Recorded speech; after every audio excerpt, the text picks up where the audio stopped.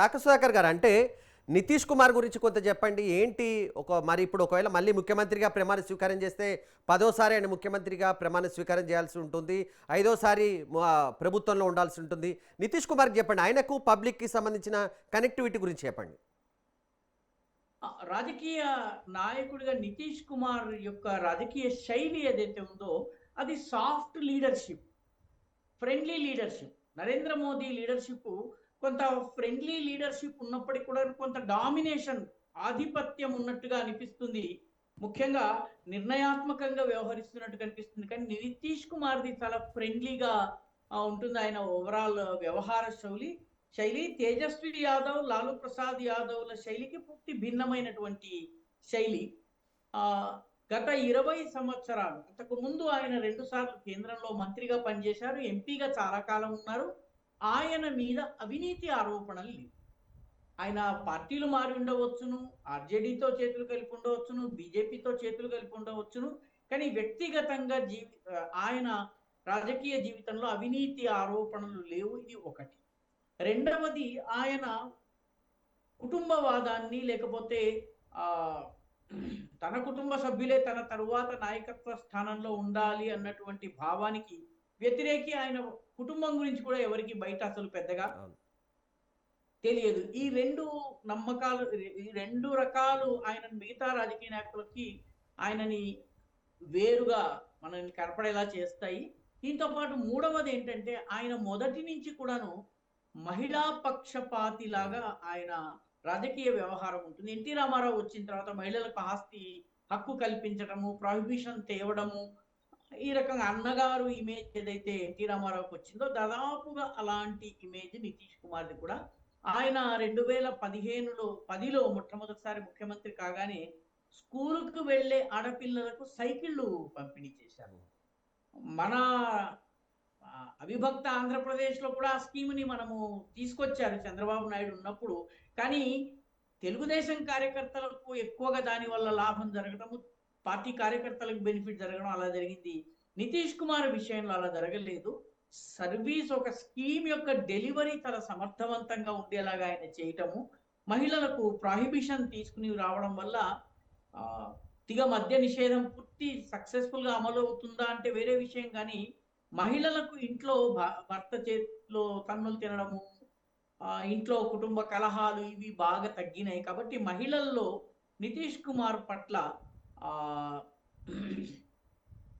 జీవికా దీదీ అనేటువంటి ఒక స్కీమ్ తీసుకొచ్చారు. అది కూడా మహిళల్ని ఉద్దేశించి తీసుకొచ్చింది. కాబట్టి ఈ స్కీమ్స్ అన్ని కూడాను ప్రో విమెన్ ఉండడం కూడా నితీష్ కుమార్కి బాగా కలిసి వచ్చింది. ఒక రకంగా చెప్పాలంటే ప్రస్తుత భారతదేశంలో ఇంత సుదీర్ఘ కాలము ముఖ్యమంత్రిగా పనిచేసినటువంటి చేస్తున్నటువంటి వాళ్ళు ఇంకొకరు లేరు. ఎప్పుడో జ్యోతి బసు చేశారు, ఎప్పుడో గెగాంగ్ అపాంగ్ చేశారు, ఆ తర్వాత మన బిజు పట్నాయక్ కుమారుడైనటువంటి నవీన్ పట్నాయక్ చేశారు. వీళ్ళు దాదాపుగా 20 ఇయర్స్ 15 ఇయర్స్ ముఖ్యమంత్రులుగా చేశారు. కానీ ఇంత సుదీర్ఘ కాలము ముఖ్యమంత్రిగా ఉంటూ స్కీములని అమలు చేస్తూ ఇమేజ్ని కాపాడుకుంటూ వచ్చినటువంటి రాజకీయ నాయకుడు చాలా అరుదు. అందులో నితీష్ కుమార్. అంటే నితీష్ కుమార్కి సంబంధించి ఒక స్కీమ్ కూడా లాంచ్ చేశారు, 10,000 ప్రతి మహిళలకు ఇచ్చారనేది కూడా, ఆ స్కీమ్ ఇంపాక్ట్ కూడా ఎక్కువగా ఉంది. అందుకోసమే 70% పైగా మహిళలు వచ్చి ఓటు వేశారని చెప్తుంటారు. ఈ ఒక్క స్కీమ్ కోసమే వచ్చి ఉంటారని అనుకోవడం కొంత అమాయకత్వం అవుతుంది. ఎందుకంటే ఎన్నికల సమయంలో ప్రకటించే ప్రతి స్కీము ప్రజలు నమ్మరు. అలా నమ్మి ఉంటే ఆంధ్రప్రదేశ్లో వైఎస్ జగన్మోహన్ రెడ్డి ఓడిపోవాల్సింది కాదు. నిజానికి 5 ఇయర్స్ సక్సెస్ఫుల్ డెలివరీ చేసిన తర్వాత కూడా జగన్ ఓడిపోయారు. కాబట్టి ఎన్నికలకు ముందు ఏదో ఒక స్కీమ్ తీసుకొచ్చినంత మాత్రాన దాన్ని ప్రజలు నమ్మేసి ఓటేస్తారు, లేకపోతే 10,000 రూపాయలు అకౌంట్లో జమ అయింది కాబట్టి అని కాదు. అది వాస్తవానికి 2 నెలలుగా 2 విడతలుగా 2 months అది వాళ్ళ ఖాతాలో జమ అయినాయి. వాటి ద్వారా చాలా మంది మహిళలు చిన్న కిరాణా షాప్ పెట్టుకోవడమో, లేకపోతే ఒక చిన్న కుట్టు మిషను కొనుక్కోవడమో ఇటువంటివి చేశారు. కాబట్టి ఈ స్కీము యొక్క లాభాలను మహిళలు ఆల్రెడీ అనుభవించడం ప్రారంభించారు. ఇది ఎన్నికల నోటిఫికేషన్కి ముందే వచ్చినటువంటి స్కీము. అయితే దీనికన్నా ముందు నితీష్ కుమార్ యొక్క overall track record as female friendly government ఇవ్వడంలో ఆయన పాత్ర ఏదైతే ఉందో అది చాలా కీలకమైనటువంటి రోల్ని ప్లే చేసిందని నా అభిప్రాయం. ఈ 10,000 రూపాయల స్కీమ్ ఒక్కటే అయితే 200 సీట్లు 208 209 ఇప్పుడు టాలీ అటు ఇటు అవుతుంది. అన్ని సీట్లు వచ్చేటటువంటి వాతావరణము లేదు. ఈసారి గెలుపు అనేక ఫ్యాక్టర్స్ ఆధారంగా జరిగింది. నితీష్ కుమార్ అందులో చాలా బలమైనటువంటి 2-3 ఫ్యాక్టర్స్లో నితీష్ కుమార్ ఒకరు.